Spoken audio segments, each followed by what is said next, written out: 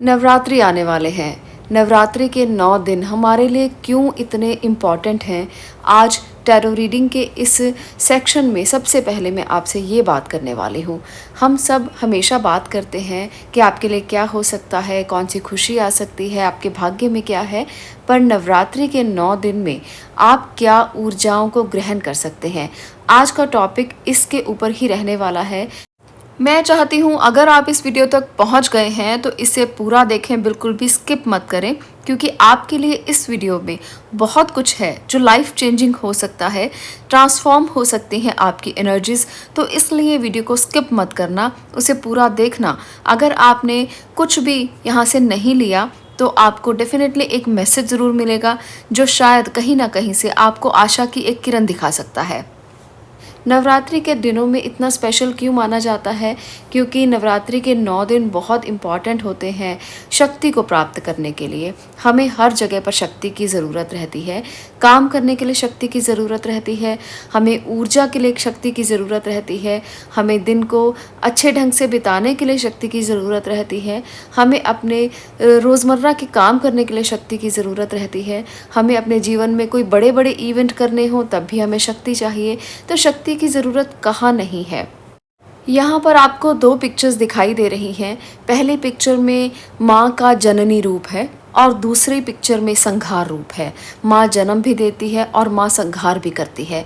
माँ की ये तस्वीरें, माँ का ये चित्रण हमें क्या दर्शाता है? माँ का ये चित्रण दर्शाता है शक्ति के आह्वान को।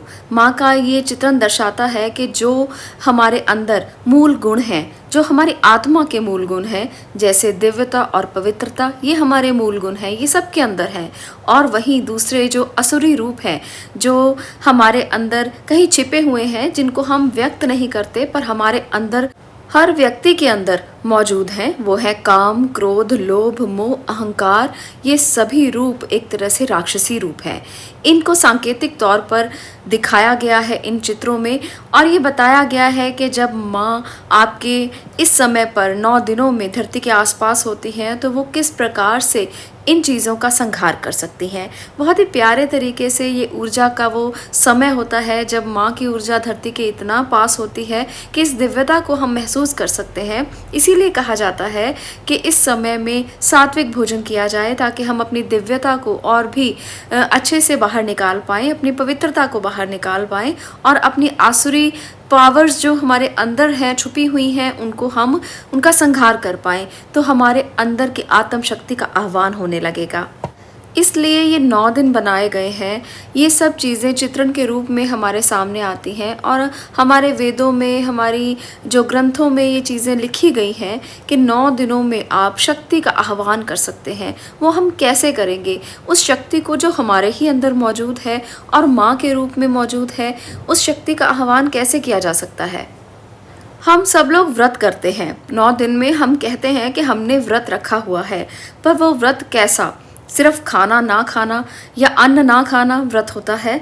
अगर आप इसको व्रत समझते हैं तो आप शायद गलती करते हैं, क्योंकि व्रत का अर्थ होता है कि हम वो चीज़ें नहीं अपनाएंगे जो सात्विक नहीं हैं। हम वो चीज़ें नहीं अपनाएंगे जो हमारी आंतरिक शक्तियों को कम करती हैं। हमारी आंतरिक शक्तियों को कौन सी चीज़ें कम कर सकती हैं? गुस्सा कम कर सकता है, दूसरों के प्रति ईर्ष्या कम कर सकती है। हमारी आंतरिक शक्तियाँ इन चीज़ों से कम हो जाती हैं। हम सुबह सुबह उठकर अगर ध्यान लगाएं, हम सुबह सुबह उठकर अगर शक्ति का आह्वान करें, हम सात्विक भोजन करें, तो शक्तियाँ जागृत होती हैं। तो ऐसे में व्रत का अर्थ समझना बहुत ज़रूरी है। व्रत का अर्थ है कि हम वो चीज़ें कभी नहीं अपनाएंगे जो किसी भी हालत में हमारी शक्ति को कम करें, क्योंकि हम अपनी शक्ति को इस समय पर जागृत कर रहे हैं। और शक्ति तभी जागृत होती है जब अंदर से एक ऊर्जा का प्रवाह उत्पन्न होता है। और ऊर्जा का प्रवाह कैसे उत्पन्न होगा?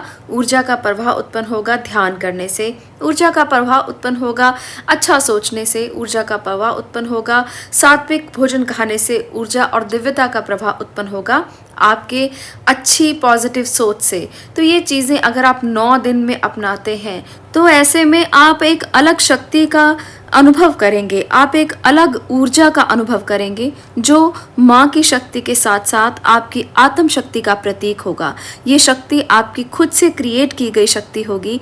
ये शक्ति वो शक्ति है जो आपके लिए है, आपकी पूरी जिंदगी के लिए है। आप इस शक्ति का आह्वान करके अपने जीवन को बदल सकते हैं। बहुत से लोग मुझे मैसेज करते हैं कि हमारी ज़िंदगी में कब हम किसी चीज़ को प्राप्त कर पाएंगे, कब हम अपनी ज़िंदगी को बदल पाएंगे, कब हमारी ज़िंदगी की चेतना बदलेगी, कब हम अपने जीवन में कुछ कर पाएंगे। तो यहाँ पर आपके लिए बहुत इम्पॉर्टेंट है ये दिन। जो इंसान ऐसा सोचता है कि उसके लिए अंधेरा ही अंधेरा है, उसके लिए रोशनी की कोई किरण नहीं है, तो आपके लिए नवरात्रों के इन 9 दिनों में 9 दिए जलाएं। उन 9 दियों में आप अपनी आत्मा के प्रतीक समझकर इन दियों को ज्वलित करें और इनसे प्रार्थना करें कि इस शक्ति का मैं आह्वान करता हूँ या इस शक्ति का मैं आह्वान करती हूँ। और इस जलती हुई लौ के सामने जब आप ये प्रण लेंगे, उस प्रण को पूरा करने के लिए, आत्मा के इस दियों की रोशनी को जलाने के लिए इन 9 दिनों में शक्ति रूप को भी आप जागृत करें। आप देखेंगे धीरे धीरे आपकी जिंदगी बदलने लगी है, धीरे धीरे आप में ऊर्जा आने लगी है, शक्ति आने लगी है। ये ऊर्जा, ये शक्ति जो हमें अंदर से जागृत करनी है, ये ब्रह्मांड के हर एक कण कण में मौजूद है। इस ऊर्जा को बस हमें जागृत करना है ताकि ये ऊर्जा शक्ति रूप में हमारे लिए इस्तेमाल करने के काम आए। हम इसे एक पॉजिटिव तरीके से, सकारात्मक भाव के साथ अपनी दिनचर्या में शामिल कर पाएँ, इस ऊर्जा को इस्तेमाल कर पाएँ और अपने जीवन को बदल पाएँ। जीवन को बदलना सबसे ज़रूरी है। जीवन हमें मिला है भगवान की देन से, हमारे माता पिता की देन से, पर इस जीवन में जो ऊर्जाएं हैं उसे हम खुद से जागृत कर सकते हैं। इसलिए हम किसी को दोष नहीं दे सकते। हम हमेशा अपनी असफलताओं के लिए अपने माता पिता या अपनी किस्मत को दोष देते हैं। मैं मानती हूँ किस्मत बहुत बड़ा एक अहम रोल प्ले करती है हमारी ज़िंदगी में, पर कर्म भी बहुत बड़ा रोल प्ले करते हैं। कर्म को हम भूल नहीं सकते। कर्म से ही किस्मत को बदला जा सकता है, पर किस्मत से कर्म नहीं बदले जा सकते। इसलिए किस्मत को दोष देना बंद करें, कर्मों पर ध्यान दें, आप अपनी किस्मत को बदल पाएंगे। बहुत से लोग जब मुझे मैसेज करते हैं, मुझे कॉल करते हैं कि हम बहुत बदकिस्मत हैं, तो मुझे बहुत दुख होता है, क्योंकि उन्हें ये नहीं पता होता कि वो कर्मों से अपनी किस्मत को बदल सकते हैं। इसलिए किस्मत का ठीकरा फोड़ना बंद करें, अपनी ज़िंदगी में आह्वान करना सीखें, शक्ति का आह्वान करना, ऊर्जा का आह्वान करना। आप अपनी लाइफ को चेंज कर सकते हैं, आप अपनी लाइफ को बदल सकते हैं। ये मैसेज मैं आपको आज इसलिए दे रही हूँ क्योंकि ये दिन बहुत स्पेशल हैं और उन दिनों के आने से पहले आज मैं ये आपको मैसेज देना चाहती थी, ताकि अगर आपको नहीं पता है तो आपको ये पता चले और आप अपनी लाइफ को बदलने के लिए इन दिनों में भरपूर तरीके से शक्ति का आह्वान कर सकें, ताकि आपकी ज़िंदगी में बदलाव आ सके। बहुत से लोग उपाय करते हैं, महंगे महंगे उपाय करते हैं बहुत सी चीज़ों को बदलने के लिए, जैसे वो खुद ही परिवर्तित हो जाएंगी। ऐसा बिल्कुल भी नहीं होता। उपाय अपनी जगह काम करते हैं, पर आपके कर्म अपनी जगह काम करते हैं। तो इसलिए अपनी आंतरिक शक्ति का आह्वान करना सीखें, उसके बाद साथ में उपाय भी करें, उसके साथ साथ में आप अपनी किस्मत को भी लेकर चलेंगे। तो इन तीनों के संगम से जो ऊर्जा पैदा होगी वो आपके जीवन में इतनी रोशनी कर सकती है कि आपको किसी दिए की ज़रूरत नहीं पड़ेगी, आपको किसी और ऊर्जा की ज़रूरत नहीं पड़ेगी, क्योंकि जो ऊर्जा आपके अंदर से निकली है वो किस मात्रा में होगी आप भी अंदाज़ा नहीं लगा सकते। इन 9 दिनों में जब नवरात्रि का ये पावन अवसर आ रहा है, तो इन्हें आप ऐसे ही मत जाने दें। अपनी आंतरिक शक्तियों को आह्वान करें, आत्म शक्ति का आह्वान करें, उन्हें जागृत करें और उन्हें भरपूर तरीके से अपने जीवन में इस्तेमाल करें। यहाँ पर जो आप माँ की तस्वीर देख रहे हैं, इसमें अष्टभुजाएं आपको दिखाई देंगी। ये आत्मा के अंदर की अष्ट शक्तियों का प्रतीक हैं। हर भुजा में आपको एक एक शस्त्र दिखाई देगा, यानी कि जब ज्ञान की शक्ति से आत्मा शक्ति को इस्तेमाल करेगी तो दिव्यता आएगी। हमें अपने ज्ञान से इस दिव्यता को सही मायनों में इस्तेमाल करना है, संहार के लिए नहीं बल्कि एक नए निर्माण के लिए। नए निर्माण में जब आप जाएंगे तो कुछ ना कुछ नया ज़रूर होगा, और जब नया कुछ होता है तो जीवन उत्पन्न होता है।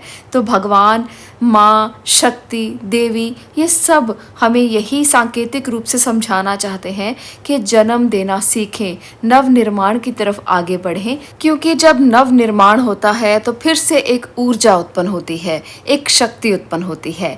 यही है शक्ति की, ऊर्जा की एक यात्रा, एक ऐसा संगम जो अगर हम समझ लेते हैं, अगर हम इस ज्ञान को प्राप्त कर लेते हैं तो हमारी ऊर्जा कभी ख़त्म नहीं हो सकती, ये शक्ति कभी ख़त्म नहीं हो सकती। तो प्रण लीजिए मेरे साथ, जो भी इस वीडियो को देख रहे हैं, कि हम अपनी ऊर्जा को जागृत करेंगे, शक्ति को जागृत करेंगे और अपने जीवन से सभी नेगेटिव चीज़ों को, नकारात्मक चीज़ों को ख़त्म कर देंगे, उनका संहार कर देंगे और अपने जीवन को फिर से नवनिर्माण की तरफ लेके जाएंगे, नई इन्वेंशंस की तरफ लेके जाएंगे।